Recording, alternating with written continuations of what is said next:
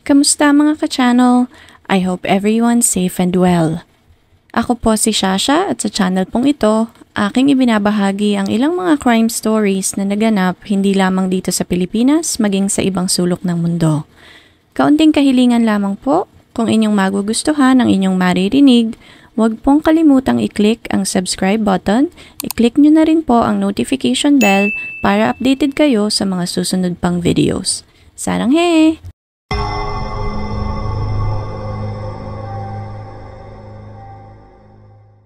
Ang kwentong aking ibabahagi sa video na ito ay dadalhin tayong muli sa Japan. Base sa most recent Global Peace Index report, pang-10 ang bansang Japan sa pinaka-safe na bansa sa buong mundo. Ngunit kahit na generally ay safe ang Japan, dito nangyari ang ilan sa pinaka-nakakakilabot na krimen known sa balat ng lupa. Taong 1988, ginuluntang ng kasong aking ibabahagi ngayon ang Saitama Prefecture at buong Japan. Nagdulot ang kasong ito ng matinding takot sa mga magulang na taga doon para sa kaligtasan ng kanilang mga anak na babae. Sa loob lamang ng 1 taon, 4 na batang babae ang nawala at sa kabila ng mahigpit na paghahanap ng mga otoridad ay bigo silang matunton at mahanap ang mga biktima. Hindi pa dito natapos ang kasamaan ng sospek dahil tinorture na rin ang mga magulang ng mga bata sa pamamagitan ng pagtawag sa kanila sa telepono at pagpapadala ng mga sulat at boxes na may lamang abo ng kanilang mga anak. Sa kabilang dulo ng linya naman ay maririnig lamang ang mga malalalim na paghinga ng sospek. Patong-patong na kaso ang isinampa sa sospek na talaga namang naghatid ng matinding takot sa mga tao sa Japan. Ano kaya ang nagtulak sa sospek upang gawin ang karumaldumal na krimeng ito? Samahan niyo ako at ating balikan ang buhay ni Tsutomu Miyazaki o mas kilala sa tawag na Otaku Murderer. Si Tsutomu Miyazaki ay ipinanganak noong August 21, 1962 sa Itsukaichi, Tokyo, Japan. Nagsimula ang laban ni Tsutomu sa buhay nang nasa sinapupunan pa lamang siya ng kanyang ina. Ipinanganak itong may visible deformity kung saan magkakadikit ang mga buto niya sa kamay kaya't naging mahirap para kay Tsutomu na igalaw ang kanyang mga bisig. Aside from this, si Tsutomu ay produkto din ng incest. May mga nagsabi na ang totoong ina ni Tsutomu ay ang kanyang nakatatandang kapatid na babae. Hindi pa man naiipanganak si Tsutomu ay wala nang may gusto sa kanya. Si Tsutomu ay pinanganak sa isang mayamang pamilya. Ang kanyang amang si Katsumo Miyazaki ay may-ari ng isang sikat na local newspaper noong araw sa Itsukaichi area.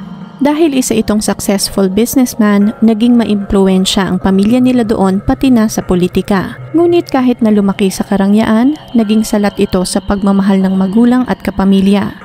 Masyadong busy ang kanyang ama sa kanilang business at dahil na rin sa mga deformities niya ay hindi nagkaroon ng interes ang kanyang ama sa kanya. Sa mga libreng oras nito ay mas gugustuhin pa nitong manood ng political news at linisin ang koleksyon niya ng mga kameras kaysa makipaglaro sa kanya. Dahil palagi niyang nakikitang may hawak na kamera ang kanyang ama ay nahilig din si Tsutomu dito na kalaunan ay ginamit niya rin sa kanyang mga krimen. Lumaki si Tsutomu na ang kinikilalang ina ay technically ang kanyang lola na si Reiko. Mabait naman ito ngunit palagi itong walang oras para sa kanya. Inispoiled siya nito at palagi siyang binibilhan ng mga laruan upang hindi niya maramdaman na walang may gusto sa kanya sa pamilyang iyon. Binilhan din siya nito ng isang Nissan Langley noong 20 years old pa lamang siya na eventually ay ginamit din niya sa pagsasagawa ng kanyang mga krimen. Walang pakialam sa kanya ang kanyang mga magulang kaya't naging napakalayo ng loob niya sa mga ito. Maging ang kanyang mga kapatid ay wala ring interes sa kanya. Hindi sila nakikipaglaro sa kanya at malimit ay tinatrato siyang iba at hindi kapamilya. Maaaring dahil sa kanyang karamdaman o dahil alam din ng mga ito na isa siyang produkto ng incest. As a result, may ilang pagkakataon na tinangka ni Tsutomu na kitlin ang kanyang buhay.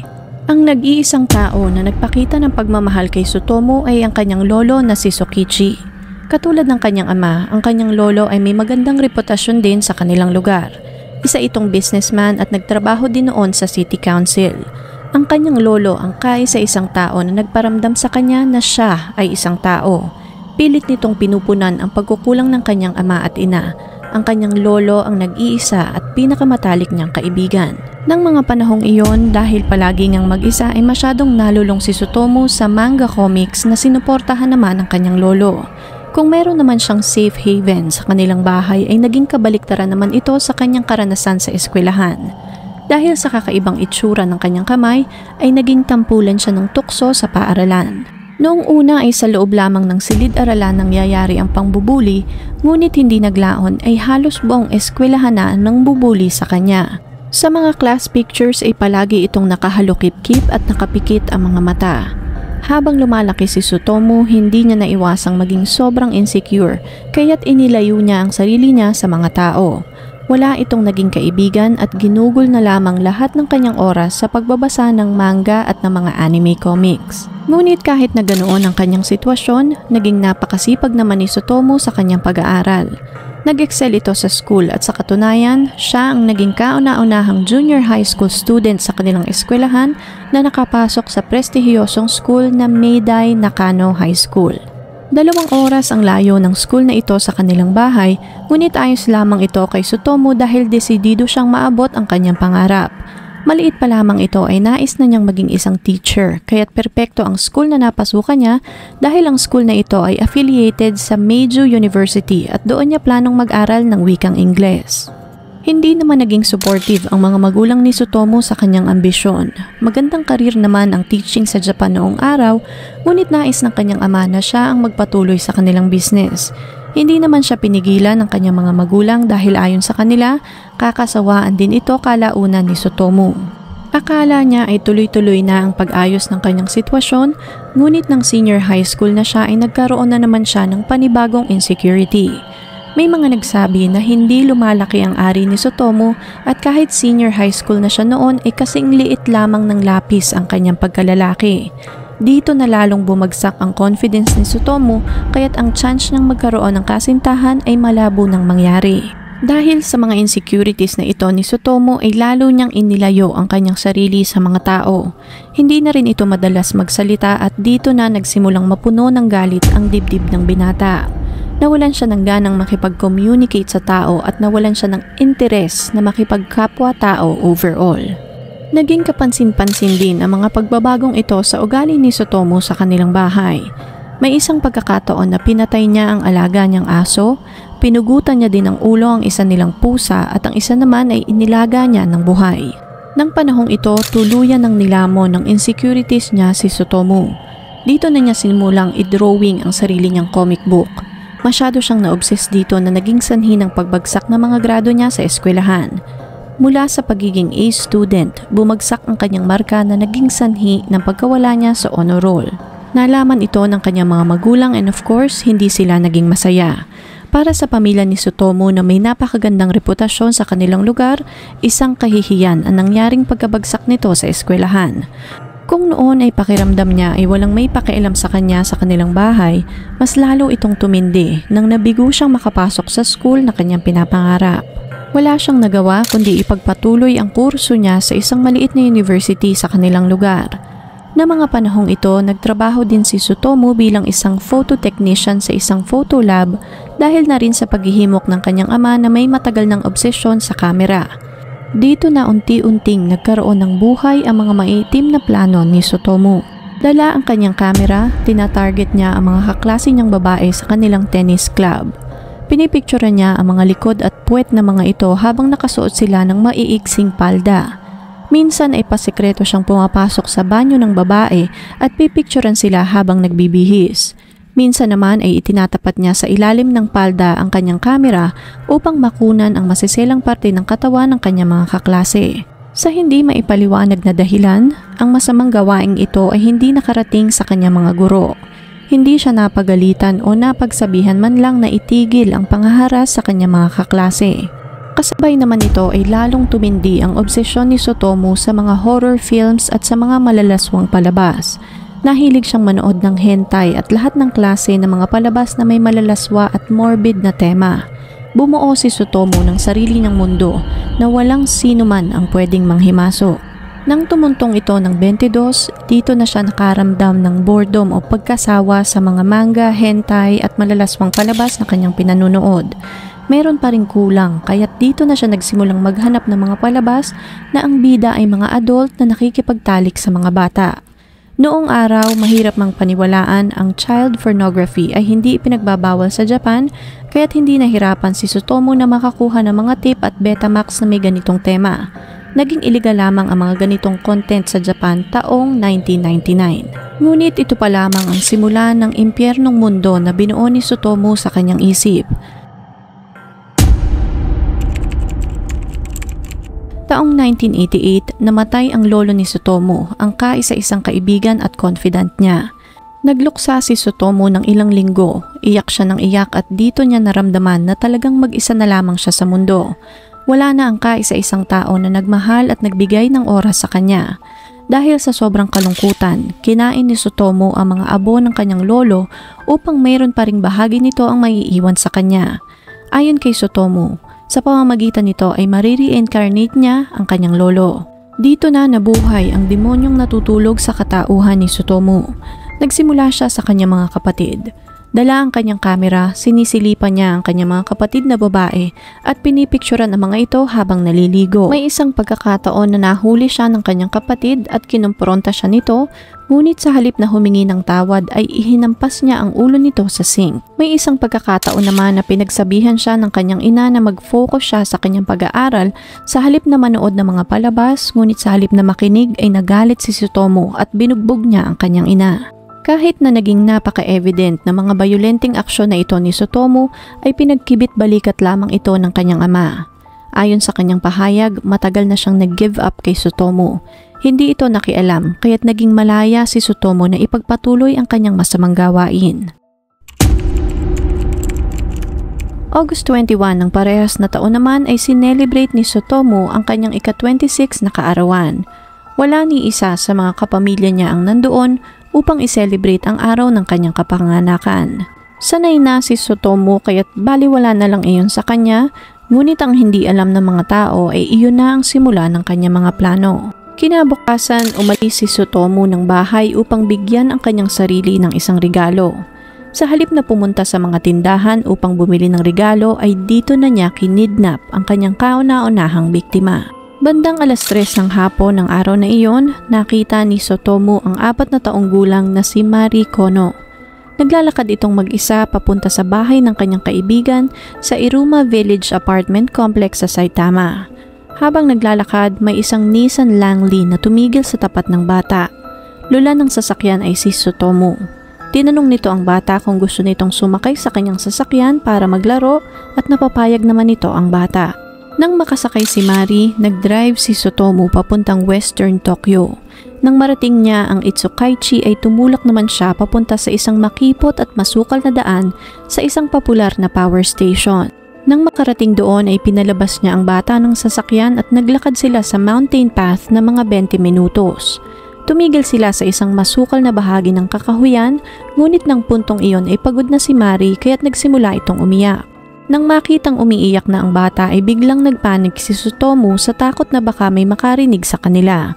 Merong isang popular na hiking trail malapit sa lugar na iyon at kung may mga tao doon ay siguradong maririnig nila ang iyak ng bata. Dahil doon, sinakal ni Tsutomu ang batang si Mari hanggang mawalan ito ng hininga. Nang masigurong wala ng buhay ang bata ay hinubadan niya ito at doon na niya pinagsamantalahan ang kawaawang bata. Nang matapos ang kanyang nakakakilabot na gawain, ay ihiniga niya ang patay na katawan ng bata at ibinalot ang mga damit nito sa isang plastik. Dali-dali itong tumakbo sa kanyang sasakyan, dala ang mga damit ni Mari. Iniwan ni Tsutomu ang mga labi ni Mari sa kakahuyan ng mga ilang araw bago niya ito binalikan. Sa bahay naman ng batang si Mari, hindi na mapakali ang kanyang mga magulang dahil gabi na ay wala pa ang kanilang anak. Tinawagan din nila ang bahay kung saan papunta ang anak ng araw na iyon, ngunit hindi di umano nila nakita si Mari. Takot ang bumalot sa buong pamilya dahil maaaring may masamang nangyari na sa kanilang anak. Dahil dito, minabuti ng ama ni Mari na si Shigeo Komo na i-report ang insidente sa mga pulis bandang 6:30 ng gabi ng araw ding iyon. Agad namang rumisponde ang mga pulis at nagpakalat ng almost 50,000 posters sa Japan. Inikot ng mga pulis ang buong lugar kung saan huling namataan si Mari, dala ang mga malalakas na speakers. Bukod sa paghahanap sa batang nawawala, gamit ang malalakas na speakers ay binalaan ng mga pulis ang mga residente na huwag munang palabasin ang kanilang mga anak. Dalawang bagay lamang ang naisip ng mga pulis na posibleng nangyari sa batang si Mari. Maaring ito ay isang kidnapping case o maaring patay na ang batang kanilang hinahanap. Habang abala naman ng mga pulis sa paghahanap kay Mari ay binalikan ni Sotomo ang bangkay ng bata sa kakahuyan. Dala ang kanyang palakol, pinutol ni Sotomo ang mga kamay at paa ng bata upang magsilbing remembrance ng kanyang kauna-unahang krimen. Makalipas ang ilang araw ay sinunog naman ni Sotomo ang mga labi ni Mari at inilagay ang mga abo nito sa isang kahon kasama ang ilan sa mga ngipin ng bata. Sa pagpapatuloy naman ng investigasyon, may nakausap ang mga pulis na ilang mga bata at sinabing may nakita silang isang batang babae na naglalakad patungo sa isang ilog. May isang babae din na nakatira doon na nagsabi na nakita nila si Mari kasama nga ang isang lalaki papunta naman sa kakahuyan. Dahil sa description na binigay ng mga witness, nagkaroon ang pulis ng idea kung ano ang itsura ng taong kanilang hinahanap. Ayon sa mga witness, ang lalaking kasama ni Mari ng araw na ito ay mawala ay may taas na 170 centimeters, medyo mataba ang mukha nito at merong mga kulot na mga buhok. Nakasuot ito ng puting slacks at puting summer sweater. Ayon sa mga witness, nasa mid-30s na ang lalaking ito na nagkaroon ng malaking impact sa investigasyon. Nasa ganoong age bracket lamang ang in-interview ng mga pulis kaya't hindi nila talaga matutumbok ang suspect dahil ng panahong iyon ay 26 years old pa lamang si Sotomo. Dahil sa malawakang paghahanap ng mga pulis sa batang si Mari ay mabilis ding kumalat ang balitang ito sa radyo at telebisyon. Ilang araw matapos ang pagkawala ng bata, nagpaunlak naman ng isang interview ang nanay nito na si Yuki Kono sa media. Dito ay ipinahayag ng ina ang kanyang kalungkutan sa pagkawala ng kanyang anak at dito ay sinabi niya na umaasa pa rin silang makikitang buhay si Mari. Nabasa naman ni Sotomo sa dyaryo ang panayam na ito kaya't nagdesisyon siyang magpadala ng isang postcard sa mga magulang ni Mari. Maiksi lamang ang mensahe ni Sotomo sa kanyang postcard. Isinulat niya doon na may mga demonyong gumagala. Ipinagbigay alam ng pamilya Kono sa mga pulis ang nakababahalang postcard na ito na kanilang natanggap, ngunit ayon sa mga pulis ay isa lamang itong random prank mula sa isang taong gustong makisawsaw sa kaso. Lumipas ang 4 na linggo ngunit wala pa ring nakuhang lead ang mga pulis na magtuturo sa kanila sa suspect. Dahil dito wala silang nagawa kundi pansamantalang itigil ang paghahanap sa batang si Mari. Lumipas naman ang 6 na linggo matapos ang pagkawala ni Mari ay muling umatake si Sotomo. Lumabas ito ng bahay at nag-drive papuntang Hano, Saitama Prefecture. Habang naglalakad ay namataan niya si Masami Yoshizawa na mag-isang naglalakad sa kalsada. Si Masami ay 7 taong gulang noon at nasa unang baitang pa lamang. Katulad ng nauna, hinikayat niya ang bata na sumakay sa kanyang sasakyan. Nang makasakay ang bata ay nag-drive ito papunta sa parehas na lugar kung saan niya pinatay ang batang si Mari. Pagdating nila doon ay sinakal niya ang bata at katulad ng ginawa niya kay Mari, ginahasa niya rin ang kawaawang bata. Nang maisagawa ang kanyang kalaswaan, iniwan ni Sotomo ang katawan ng batang si Masami malapit sa lugar kung saan niya rin iniwan ang katawan ni Mari. Katulad ng naunang kaso, wala ding nakuhang lead o clue na magtuturo sa mga pulis kung nasaan ang bata, kaya't hindi kalaunan ay isinara din ng mga pulis ang search and rescue operation para kay Masami. Ngunit kahit na ganoon, malinaw sa mga pulis na may link ang dalawang kasong kanilang iniimbestigahan dahil halos magkaedad ang mga batang nawawala at halos magkalapit ang mga lugar kung saan sila huling nakita. Ngunit sa kasamaang palad, iyon lamang ang impormasyon na hawak ng mga pulis. Katulad ng kaso ni Mari, si Masami ay idineklara lamang na isang missing person. Lumipas naman ang 2 buwan, December 12, nagpasya si Sotomo na isagawa ang kanyang pangatlong pag-atake. Nakita ni Sotomo na naglalakad mag-isa ang batang si Erika Namba. 4 na taon pa lamang ito ng panahong iyon at naglalakad ito pauwi galing sa bahay ng kanyang kaibigan. Katulad ng 2 nauna, hinikayat ni Sotomo ang bata na sumakay sa kanyang sasakyan at pagkatapos ay nag-drive ito ng ilang oras. Habang nasa daan ay biglang umiyak ng malakas ang bata. Dahil nagpanik na din si Sotomo, tumigil ito sa isang parking area sa may Youth Nature House sa Naguri. Dito na inutusan ni Sotomo ang bata na maghubad at saka kinuhanan ng mga larawan ang kanyang hubad na katawan. Nang nasa kalagitnaan na ng nakakakilabot na photoshoot, dito na muling umiyak ang bata. Mabilis na hinagip ni Sotomo ang leeg ng bata at sinakal niya ito hanggang malagutan ng hininga. Nang masigurong hindi na gumagalaw ang bata, kumuha ito ng kumot at binalot ang katawan nito at inilagay sa trunk ng kanyang sasakyan. Kinuha nito ang mga damit ng bata at itinapon sa likod ng parking area saka nagmaneho palayo sa lugar. Dahil sa bilis ng pangyayari ay medyo disoriented itong si Sotomo kaya't nawalan ito ng kontrol sa manubela. Sumadsad ang kanyang sasakyan sa may gutter ng kalsada. Inon niya ang hazard lights at mabilis na umikot papunta sa trunk at saka binitbit ang katawan ni Erica patungo sa masukal na kakahuyan. Nang bumalik siya sa kanyang sasakyan ay mayroon ng dalawang lalaki na nakatayo sa gilid nito. Tanging ang kumot na lamang ang dala ni Sotomo na mga oras na iyon at nang makita niya ang dalawang lalaki ay agad niyang ihinulog ang kumot sa loob ng sasakyan. Kinausap niya ang dalawang lalaki at sinabing nasiraan siya kaya't agad naman siyang tinulungan ng dalawang lalaking ito. Nang maialis sa pagkakasadsad ang sasakyan ay mabilis itong umalis sa lugar. Habang nangyayari ang lahat ng ito, tumawag na ang mga magulang ni Erica sa otoridad at nag-file ng missing persons report. Alam ng mga pulis na isa na naman itong kaso katulad ng nangyari kay Mari at Masami. Nag-set up ng isang Special Operations Center ang mga otoridad para sa agarang pagkakahuli sa sospek. Walang inaksayang oras sa mga pulis at mga investigador upang magkaroon ng linaw ang sunod-sunod na pagkawala ng mga bata sa Saitama Prefecture. Lumipas naman ng ilang araw, nakita ng isang trabahador ang mga damit ni Erica sa Naguri Youth Nature House. Nireport niya ang kanyang nakita sa mga pulis at daang-daang mga pulis ang agad na pumunta doon upang suyurin ang lugar. Lumipas ang isang araw ng paghahanap at natumbok ng mga pulis ang malamig na bangkay ni Erica. Nakatali ng isang nylon cord ang kamay at paa ng bata. Sa kasamaang palad, bukod sa katawan ng batang si Erica ay wala ng iba pang ebidensya na nakita ang mga pulis sa kakahuyan.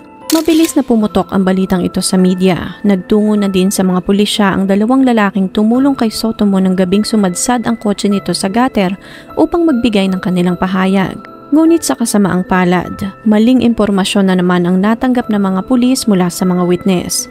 Sa halip na isang Nissan Langley, sinabi ng witness na ang lalaking kanilang nakita ay nagmamaneho ng isang Toyota Corolla. Malaki ang naging impact nito sa investigasyon dahil inimbestigahan ng mga pulis ang halos 6,000 Toyota Corolla na sasakyan sa Japan para lamang ma-identify kung sino ang sospek. Ang pagkakahanap sa katawan ng batang si Erica ang nagbigay ng malinaw na larawan sa mga pulis na ang mga sunod-sunod na pagkawala ng mga bata ay isang serial murder case. Lahat ng mga batang nawawala ay mula sa Saitama Prefecture at lahat ng mga batang ito ay nakatira 30 kilometers lamang ang layo sa isa't isa. Habang nangyayari naman lahat ng paghahalughog at pag-iimbestiga ng mga pulisya, si Sotomo naman ay abala din sa pangtutorture sa pamilya ng kanyang mga biktima. Isa-isa niyang tinawagan ng mga ito at tuwing sasagutin ang tawag ay hindi ito magsasalita o hihinga lamang ng malalalim sa kabilang linya. Kapag hindi naman nila nasasagot ang tawag ay pariringin niya ang telepono ng 20 minutos. Unang nakatanggap ng mga weird na tawag ang mga Nambas. Sumunod naman ay ang pamilya Konos at ang huli ay ang pamilya Yoshizawa. Makalipas naman ng ilang araw ay nakatanggap ang ama ni Erica ng isang postcard mula sa isang unknown person na may nakasulat na Erica, malamig, ubo, lalamunan, pahinga, kamatayan. Kung ang naunang sulat na natanggap ng mga Konos ay pinagkibit-balikat lamang ng mga pulis, ang pangalawang sulat na ito ay sineryoso na ng mga otoridad. Sa kabila ng lahat ng kaguluhan at paghahanap ng mga pulis, ipinagpatuloy pa rin ni Sotomo ang mga pananakot sa pamilya ng mga batang kanyang pinaslang. Lumipas naman ng isang araw ay may natanggap na package ang ama ni Mari, ang unang biktima ni Sotomo. Sa loob ng box na ito ay may mga abo, maliliit na parte ng katawan ng bata, 10 ngipin at mga larawan ng damit at sandals ng kanilang anak. Meron din itong laman na isang pirasong papel na may nakasulat na Mari, buto, cremated, investigate, prove. Pinadala ng mga pulis ang mga ngipin na nasa loob ng box sa Legal Division ng Tokyo Dental University upang maeksamin ang mga iyon at dito ay sinabi ng doktor na nag-examine na hindi iyon mga ngipin ng batang si Mari Kono. Muling nabuhayan ng loob ang mag-asawang Kono dahil kung hindi iyon ang ngipin ng kanilang anak ay maaaring buhay pa si Mari. Ipinahayag din ito ng ina ni Mari na si Yuki Kono sa isang public police press conference. Dito ay sinabi ni Yuki Kono na maaaring buhay pa nga ang kanilang anak at nagmakaawa ito sa suspect na palayain na si Mari. Napanood naman ni Sotomo ang interviewing ito kaya't nagpa siya itong sulatan ng mga magulang ni Mari Kono. Masyado itong na-challenge dahil pinalalabas siyang sinungaling ng mga pulis. Kumuha ito ng 3 pirasong papel at dito nito sinulat kung paano niya pinatay si Mari, kung paano niya napapayag ang bata na sumakay sa kotse, kung saan niya dinala ang bata, paano niya nilapastangan ang paslit. Para mas maging kapani-paniwala ay sinamahan niya pa ang sulat ng aktual na mga litrato ni Mari. Pinamagatan niya ang sulat na iyon na Crime Confession na may pirma ng isang lalaking nagngangalang Yuko Imada. May isang seksyon naman sa sulat na ito kung saan inamin niya na siya nga ang nag-iwan ng kahon sa harap ng kanilang pinto. I did everything, ang pag-amin ni Sotomo. Ayon sa kanya, nakita niya ang ina ni Mari sa telebisyon na umaasa pang makakabalik ng buhay ang kanilang anak kaya't minabuti niyang sulatan ito upang matuldukan na ang paghihintay ng ina sa kanyang anak. Sa sulat na ito, inulit niya na ang mga abo at parte ng katawan sa kahon ay kay Mari. Nang araw ding iyon, na-realize ni Dr. Kazo Suzuki na may pagkakamali sa pag-eksamin ng ngipin ni Mari kaya't inulit nila ang test at doon ay lumabas na kay Mari nga ang ngipin na nasa box. Halos mahimatay ang mga magulang ni Mari nang marinig ang kumpirmasyong ito ng doktor. Naglaho ang katiting na hibla ng pag-asa na sana'y buhay pa ang kanilang anak. Halos mabaliw ang mag-asawa sa revelasyong iyon at hindi nila alam kung bakit ginagawa ng suspect iyon sa kanilang pamilya. Pinatay na nito ang kanilang anak ngunit patuloy sila nitong tinotorture at pinaglalaroan ang kanilang damdamin. Ipinagpatuloy ng mga pulis ang investigasyon at talagang determinado silang matukoy at mahuli ang salarin. Kumuha rin ang mga otoridad ng isang handwriting expert upang maeksamin ang mga sulat na natanggap ng pamilya ng biktima. Ngunit bigo pa rin silang makakuha ng clue kung ano ang pagkakakilanlan ng sospek.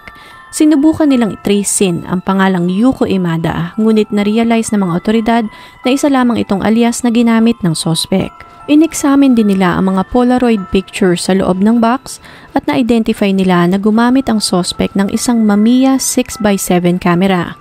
Ineksamin din nila ang box na ginamit ng sospek at doon ay na-identify nila na isa itong double-walled corrugated box na kadalasang ginagamit kapag mag-ship o magde-deliver ng camera.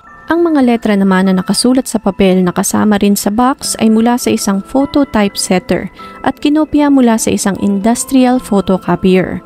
Ngunit sa hindi maipaliwanag na dahilan, walang inimbestigahan ang mga pulis na mga printing shops. March 11, 1989, 7 buwan matapos ang pagkawala ni Mari Kono, nagdaos ng isang funeral service ang kanyang mga magulang upang ihatid siya sa kanyang huling hantungan kahit na hindi pa nakahanap ang kamay at mga paa ng bata.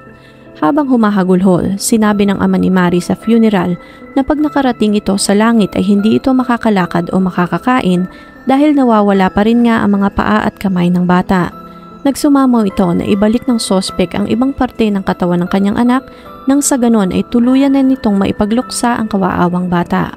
Nang matapos ang libing ng bata ay umuwi na ang pamilya Konos sa kanilang bahay. Doon ay nadatnan nila ang isa na namang sulat mula kay Sotomo. Ang sulat ay may pamagat na confession. Dito ay inisa-isa ni Sotomo ang mga pagbabago sa katawan ni Mari habang ito ay naaagnas. Sa sulat ay pinahayag ni Sotomo na gusto sana niyang pagkrusin ang mga kamay ni Mari sa kanyang dibdib ngunit hindi na niya magawa iyon dahil matigas na ang katawan ng bata.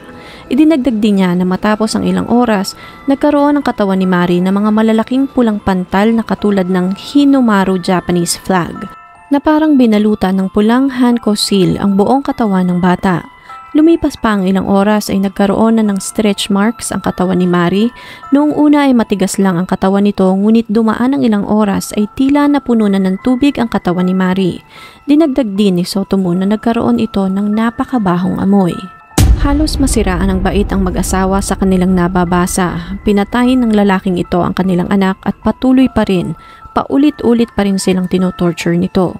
Sa kabila ng malawakang investigasyon at paghahanap sa sospek, mas lalo pang nabaon si Sotomo sa mundong kanyang nilikha. Pakiramdam ni Sotomo na mga oras na iyon ay hindi siya mahuhuli ng mga pulis kaya't nagdesisyon siya na muling umatake. June 1989, nakita ni Sotomo ang ilang mga batang babae na naglalaro sa playground ng Akishima Elementary School. Napapayag niya ang isang bata na hubadin ng panty nito, ngunit nang akmang pipicturean ng bata ay nakita siya ng ilang mga tao na nakatira malapit sa eskwelahan. Sinita siya ng mga ito at akmang hahabulin, ngunit mabilis na nakatakbo at nakapagtago si Sotomo. Kung naabutan lang sana ng mga taong ito si Sotomo ng araw na iyon, ay hindi na nito maisasagawa pa ang pinakahuli niyang krimen. Limang araw matapos ang insidenteng iyon, nag-drive si Sotomo papunta sa isang tennis court sa Ariake malapit sa Tokyo Bay. Ngunit pagdating niya doon ay sarado ang tennis court kaya't nagdesisyon siyang pumunta sa isang malapit na park at doon ay nakita niya ang 5 taong gulang na si Ayako Nomoto. Kinausap niya ito at napapayag na mag-pose upang makuna niya ito ng mga larawan. Nang makakuha ng ilang mga pictures, niyaya niya ang bata sa loob ng sasakyan.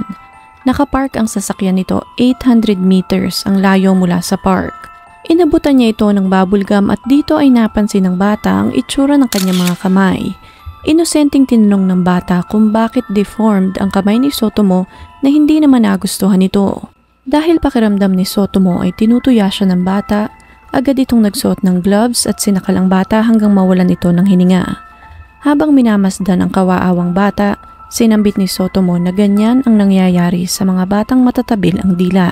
Nilagyan ni Sotomo ng tape ang bibig ng bata, tinali ang mga kamay at binalot ng kumot ang katawan ni Ayako at inilagay sa trunk ng kanyang sasakyan. Bago umuwi ng bahay ay dumaan muna si Sotomo sa isang video shop upang magrenta ng isang kamera. Nang makarating ng bahay, naghintay muna siya ng 2 oras bago ipinasok ang katawan ni Kayako sa kanyang kwarto. Nang makapasok ng kwarto, hinubaran niya ang patay na katawan ni Kayako at pagkatapos ay pinunasan ng towel. Ipinatong niya ang katawan ng bata sa isang lamesa, pinaghiwalay nito ang mga hita ng bata at doon ay sinimulan ng i-video ang maselang parte ng katawan ni Kayako. Pinagsamantalahan din nito ang patay na katawan ng bata habang nire-record ang nakakapanghilakbot na eksenang iyon. Matapos maisagawa ang kahalayan, itinali nito ang kamay at paa ng bata at pagkatapos ay muling tinakpan ng kumot. Lumipas ang 2 araw, nagsimula ng magkaroon ng masangsang na amoy sa kwarto ni Sotomo. Dito na nagdesisyon si Sotomo na i-dispose ang katawan ng bata. Pinutol nito ang ulo, kamay at paa ni Kayako. Itinago nito ang mga parte ng katawan ng bata sa isang public toilet. Bumalik ito ng bahay at inihaw nito ang mga kamay ng bata upang kainin. Ang mga natirang parte ng katawan ng bata naman, kabilang na ang bungo ng bata, ay itinapon nito sa kakahuyan sa likod ng kanilang bahay. Lumipas ang 2 linggo, kinabahan si Sotomo na baka may makakita ng mga parte ng katawan ni Kayako, kaya't bumalik siya sa kakahuyan upang kunin ang mga iyon. Inilagay niya ito sa isang plastic bag at itinago sa isang storage room sa likod ng kanyang kwarto. Lumipas naman ang ilang araw, dito na nagpasya si Sotomo na sunugin ang mga nalalabing parte ng katawan ni Kayako, kasama na ang mga damit nito at iba pang mga gamit. Muli, isa na namang kaso ng batang nawawala ang kailangang imbestigahan ng mga pulis. Sa puntong iyon, alam ng mga pulis na hindi na nila mahahanap pa ng buhay ang batang si Kayako. Ang tanging naging unang focus nila ay ang makuha ang mga labi ng bata. Hindi naman nabigo ang mga pulis at nahanap nila ang katawan ni Kayako sa public toilet kung saan ito itinago ni Sotomo. Kinumpirma ng ina ng bata na iyon nga ang kanyang anak nang sabihin ng mga pulis kung anong pagkain ang nakita ng mga ito sa tiyan ng bata. Ayon sa ina ni Kayako, ang pagkain iyon nga ang huling niluto nito para sa anak bago ito mawala. Pakiramdam ni Sotomo na mga oras na iyon ay hindi siya mahuhuli ng mga pulis kaya't muli siyang umatake. Ang huling hakbang na ito ang naging katapusan ng masamang gawain ni Sotomo. July 23, 1989, nakita ni Sotomo ang magkapatid na batang babae na naglalaro sa isang park sa Tokyo. Kinausap nito ang mga bata at kinumbinsi na sumama sa kanya. Napapayag nito ang isang bata, ngunit ang isa naman ay mabilis na tumakbo palayo sa kanila. Dinala ni Sotomo ang bata sa sasakyan at nagmaneho papunta sa kakahuyan malapit sa parke. Nang marating nila ang kakahuyan, hinubadan ni Sotomo ang bata at kinuhanan ng mga larawan. Ang bata naman na nakatakbo ay agad na pumunta sa kanyang ama upang magsumbong. Nang malaman ng ama ang nangyari, agad nitong hinanap ang sasakyan ni Sotomo. Natagpuan nito ang sasakyan ni Sotomo sa kakahuyan at sa loob ay naroon ang hubot-hubad na si Sotomo pati ang kanyang anak. Nang mga oras na iyon ay akmang ipapasok ni Sotomo ang lens ng kamera sa maselang bahagi ng katawan ng bata. Nang makita ng ama ang ginagawa ni Sotomo sa kanyang paslit na anak ay dito na ito nagwala. Pinagbubugbog nito si Sotomo ngunit nakatakas ito nang sinusubukan ng ama na damitan ang kanyang anak. Dali-daling tumawag ng pulis ang ama ng mga bata upang humingi ng saklolo. Agad din namang dumating ang mga pulis sa lugar. Marahil ay iyon na ang itinakda ng langit na oras at araw na matutuldo na ang kasamaan ni Sotomo dahil makalipas ang ilang sandali ay bumalik si Sotomo sa lugar upang kunin ang kanyang sasakyan ngunit hindi na ito nakaalis pa dahil doon ay dinakip na siya ng mga pulis. Dahil sa kanyang pagkakahuli, sinimula ng mga pulis ang paghahalughog sa bahay ni Sotomo. Nakita nila ang halos 5,000 copies ng mga anime, slasher films at mga malalaswang tape. Nahanap din ng mga pulis ang mismong mga tape na kuha ni Sotomo habang isinasagawa niya ang pangahalay sa kanyang mga biktima. Pagkatapos halughugin ang bahay ay tumulak naman ang mga pulis upang halughugin naman ang karatig na lupa na pag-aari din ng pamilya ni Sotomo. Dito nakita ng mga pulis ang tila isang ihawan kung saan sinusunog ni Sotomo ang mga parte ng katawan ng kanyang biktima. Nakita din ng mga pulis ang ilang mga parte ng katawan ng mga bata kasama na rin ang bungo ni Kayako. Sumiklab ang galit ng mga tao sa pangyayari lalo na mula sa mga tao at kabataan na mahilig sa anime at manga. Dahil sa napaka-extensive na koleksyon ni Sotomo ng mga ganitong tape, binansagan siya ng mga tao na the Otaku Serial Killer. Ang salitang otaku ay salitang bansag sa isang tao na may addiction o obsession sa kahit na anong bagay. It could be an obsession to a computer o sa instance ni Sotomo ay obsession sa anime, manga at malalaswang mga palabas. Naging napakalaking issue ito sa Japan dahil maraming mga tao sa Japan ang mahilig din sa anime at manga that are completely harmless. Dahil sa pagkakahuli kay Sotomo, naging sentro din ng atensyon ng mga tao ang mismong pamilya niya. Maging ang kanyang ama ay nanghilakbot sa ginawa ng kanyang anak. Dahil doon, hindi niya ito sinuportahan sa kanyang trial at tumangging bayaran ang kanyang abogado. Habang nililitis ang kaso, nagkaroon naman ng debate kung nasa tama ba itong pag-iisip upang tumayo sa trial. Ang debating ito ay nagsimula nang sabihin ni Sotomo na nagawa niya lamang ang mga pamamaslang dahil inutusan siya ng kanyang alter ego na tinawag niyang The Rat Man. Dahil dito, 3 psychiatrist ang inutusan ng korte na eksaminin si Sotomo upang masiguro na hindi ito nababaliw at kaya nitong tumayo sa witness stand. Ayon sa unang psychiatrist na sumuri kay Sotomo, ang binata ay nasa tamang katinoan at alam nito ang gravity ng kanyang ginawa. Maliwanag ang pag-iisip nito at nakaka-recognize ito ng tama at mali. Ayon naman sa pangalawang psychiatrist, si Sotomo ay may schizophrenia at ang huling psychiatrist naman ay nagbigay ng diagnosis na si Sotomo ay mayroong multiple personality disorder. Ito ang nagbigay ng malinaw na eksplanasyon kung bakit gumamit si Sotomo ng mga alias katulad ng Yoko Imada sa kanyang mga sulat at nung trial naman na sinabi niyang alter ego niya na si Ratman. Dahil sa napakalinaw at patong-patong na ebidensyang nakalap, hindi pinansin ng korte ang insanity plea ni Sotomo at sa halip ay binigyan siya ng parusang kamatayan sa pamamagitan ng pagbigti.